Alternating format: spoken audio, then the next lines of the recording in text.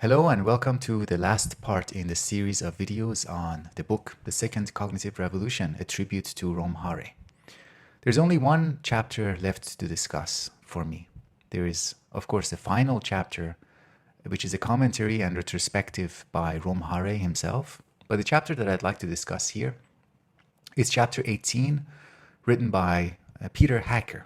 The chapter is about the concept of the soul, why it is useful to hold on to it, what is its relationship to our capacities to discriminate, judge, and decide, and whether or not soul is something that we all share to the same degree all the time, or is it something that changes over time depending on our actions.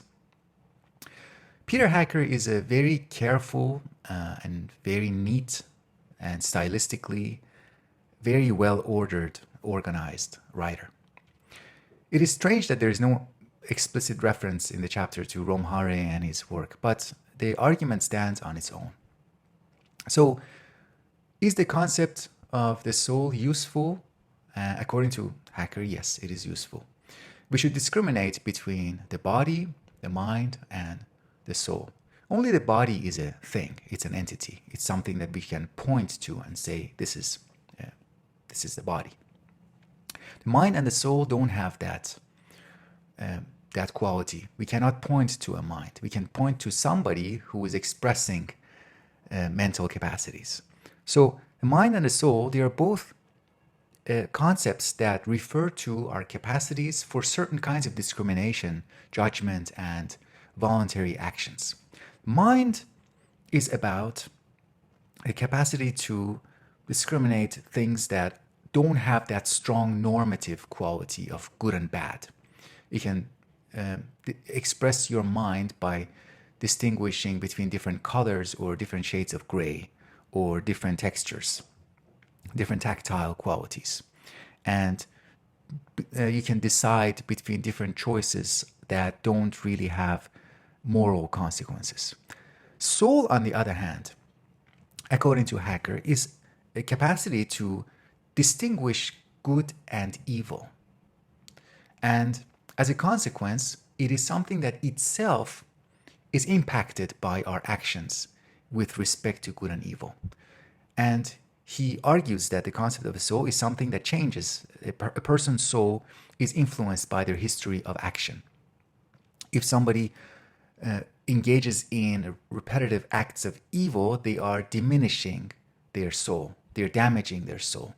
And he engages with a lot of discourse analysis. He goes to works of literature and history and shows how people, the way they describe a person's soul is in relationship to their history of action. And it makes sense, and it has been done, this kind of talking. It makes sense to say that somebody has lost their soul because of what they have done, or that they have damaged their soul, or they have maybe confused their soul. Something that would have been appropriate in my view, it would have been appropriate to make a link to the contemporary theory by Festinger, the cognitive dissonance theory, because according to that theory, also, we are sensitive to our own actions. So the actions that we conduct, the actions that we choose, we don't stay at a distance from our own actions. Our actions impact us. They impact us epistemically, cognitively. They impact they kind of in a process of feedback. They impact the actor and the capacities that the actor has. So, for example, if I hold certain beliefs and then I engage in an action that is not consistent with my own beliefs, because of the need to reduce cognitive dissonance, I might adjust my own beliefs. So this is the logic according to which is the logic that Hacker is evoking to say that we damage our souls through acts of evil. We perform an act of evil, an act that is morally reprehensible. And we have the need to maintain consistency, balance, harmony between our capacity to discriminate, to tell differences, and our history of action. And an act of evil followed by the reduction in cognitive dissonance, or maybe the spiritual dissonance, might hurt and damage and reduce our capacity to tell the difference between good and evil, so that it makes sense that our acts of evil then reduce our sensitivity. So this is, I think, that in a nutshell, the essence of what Hacker is arguing, that soul is a concept we can hold on to, and the way we grasp it, the way we understand it, gives us something that is more. It's above and beyond our concepts of mental capacities and concept of mind. He says that we can have a secular understanding of the concept of the soul. Another point, to me, it's a opening for a criticism of Hacker's work, is that he has a very black and white approach to the concept of secular foundation, and he argues very strongly in favor of the concept of a soul. At some point, he says that, of course, there is no God. Therefore, we should have an understanding of the soul that is secular, that is consistent with our secular understanding of the world. Why can't we? It's not obvious to me. Why can't we make a similar argument that he is making about in favor of the concept of soul, and making it in favor of a concept like a divinity or God? Why isn't that something that is worth doing or worth considering? So the way he is making these clear boundaries and its non-negotiable assumptions of a secular foundation, it's something that is puzzling to me. Another criticism that I have about Hacker's style is that even though it is very well ordered, it is very well organized, it is almost too neat, it is almost, we can say, it's too careful. Why do I say it is too careful? Because it's my impression that this kind of engagement with the subject matter, with the subject of human nature, with the subject of the soul, the subject of human psychology, it lacks charm, to put it bluntly. It lacks a quality of being seductive. It is too concerned with the mechanics of argumentation.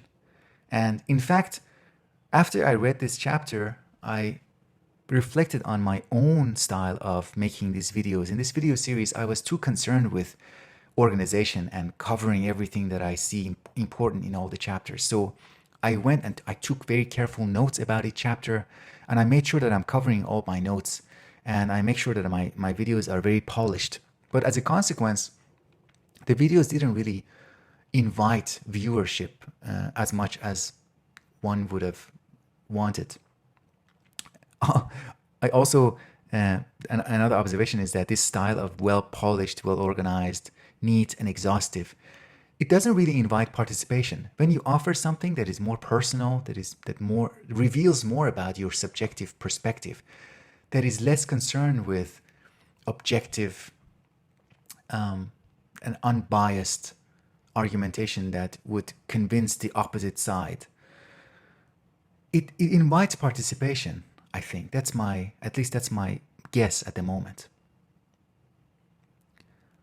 Anyways, this is a good point to stop this discussion of chapter 18. I enjoyed this book. I'm thinking about writing an overview and review of the book, in a light-hearted way. I don't want to make it too serious. Maybe a brief review of the book for a platform like Psychology Today, or even for my own website. If you are among those few people who have followed this series, I thank you for your attention. It is my first series that has actually come to a conclusion. So for me, it is an interesting and important landmark, and for my YouTube channel. And I hope that I do more of this. I'm considering a few possibilities for future series, picking one book and making a series of videos about going through it chapter by chapter. If you have any recommendations, suggestions, let me know. I can't promise that I will follow your suggestions, but I'm very interested in knowing about them. So until later.